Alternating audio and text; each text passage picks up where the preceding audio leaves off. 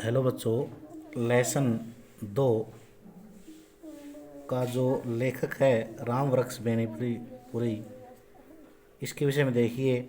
हिंदी के प्रसिद्ध संस्मरण एवं रेखा चित्रकार रामवृक्ष बेनीपुरी का जन्म बिहार के मुजफ्फरपुर जिले के बेनीपुर नामक गांव में सन 1899 ईस्वी में हुआ। बचपन में ही माता पिता का देहांत हो जाने के कारण इनका पालन पोषण इनकी मौसी ने किया। इनकी प्रारंभिक शिक्षा गांव में ही हुई।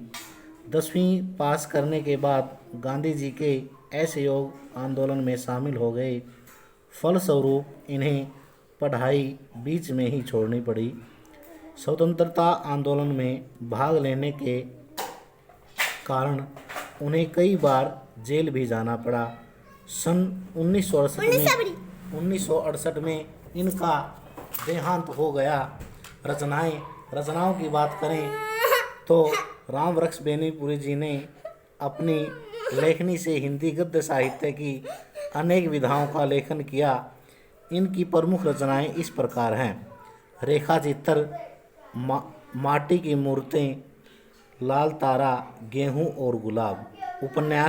उपन्यासों में पतितों के देश में कहानी, चिता के फूल, यात्रा वृत्तांत, पैरों में पंख बांधकर संस्मरण, जंजीरें और दीवारें, नाटक अम्पाली।